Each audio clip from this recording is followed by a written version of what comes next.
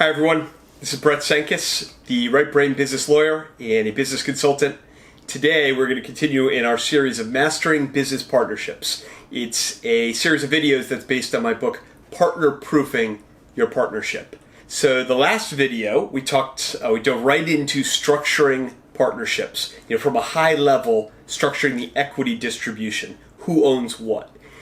And we talked about 50-50 partnerships, which a lot of lawyers don't like. They don't like them because there's a risk that the parties will get sideways and there'll be a stalemate. They won't be able to make decisions. Now, we talked about ways to mitigate that. And we also talked about the risk of other types of partnerships. So nothing is without risk. These things carry pros and cons each. But I'm a firm believer that the 50-50 partnership works great for some partnerships. Today, we're going to dive into its corollary, 5149, another common business type of partnership.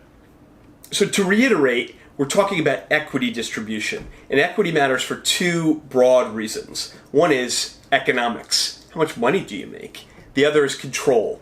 We're not talking here about the economics. Now, if I own 51% of a partnership and you own 49%, corporation, LLC, whatever, right, a business, I make 2% more. Or actually, I guess if you work the math, it's something like 4% more, right? But the point is, I make more money than you do, assuming we don't do something different with bonuses and salaries and stuff like that. That's straightforward. You understand that. There's no question about that. It's something you would negotiate. What we're talking here about the nuances about control, and those are really big issues to get into the weeds on. Much, much, much more important, in my opinion, for successful business partnerships than strictly the economics. Because you're never going to be a successful company, have a lot of money to split up if you don't get this other stuff right and make it work for you. So we talked about 50-50. 5149 is a situation if there's a majority voting standard throughout. So if majority, which is 51%, usually, majority can mean different things, but generally speaking, when you hear that word, it means 51%.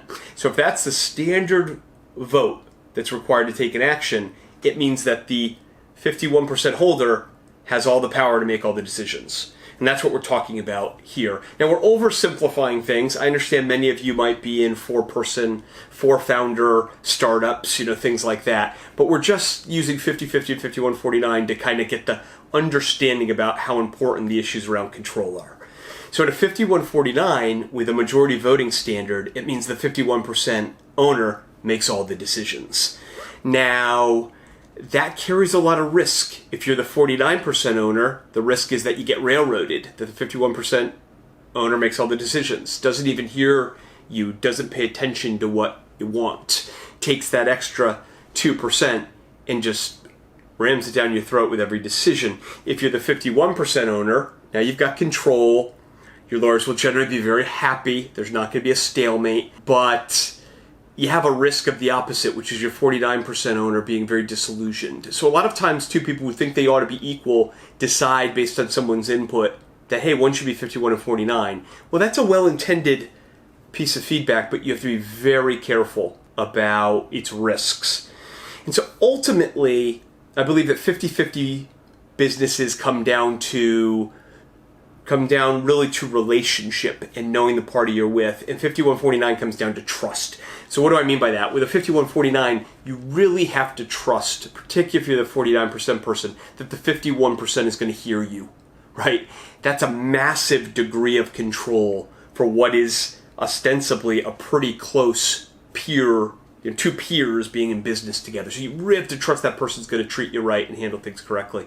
And then in a 50-50 deal, I say that's about relationship because I would be very, very hesitant to strike a 50-50 deal with anyone I didn't know really, really well in the world. I didn't feel very comfortable with. Now, there's ways to mitigate all these things. There's dispute resolution mechanisms. There's eject buttons if things don't work out. We'll talk about those in other videos. But fundamentally, I think you're deciding here, when you think about just these two things, between how well do I know this person? Can we work through all the gray areas and things like that?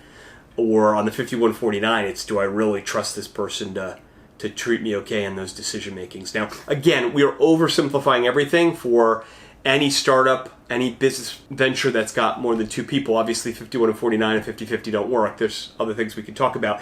And then there's all sorts of nuances. You could have a 51-49% standard, but the 49% owner may negotiate for all sorts of decisions to be unanimous, right? We do require that they approve those decisions. So we're back around in that case to a situation where you have a possibility of a stalemate.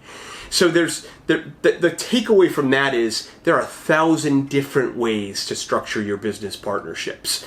And you really want to get into the weeds and work through these things and work through it with a corporate attorney. And if you don't yet have an agreement, you should call me and we should work through it and figure out what works for you. And part of that process is figuring out what's the right custom deal for you. How do we strike this? There's a lot of different ways that we can do that. And exactly what's right for you, again, I've got a process and questions and we can work through it and I can help you make that decision. But ultimately, you and your other partner or partners, founders, will need to make that decision.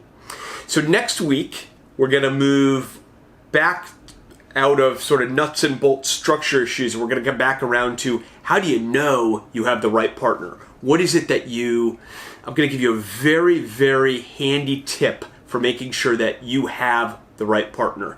And we'll jump back into kind of that philosophy and choosing people and some of that softer stuff next week. So thank you for joining me this week. If you've got a comment, if you agree, and even if you disagree, I want to hear from you. Drop a comment. If you email me with questions that you have, things you're interested in, things I haven't covered, that's how I'm building out this series, to hear feedback. If you remember, that's what it's all based on, is getting feedback about the book and people wanting to go a little bit deeper and to get more into the nuances of this stuff. So join the conversation. I appreciate you stopping by. Thanks.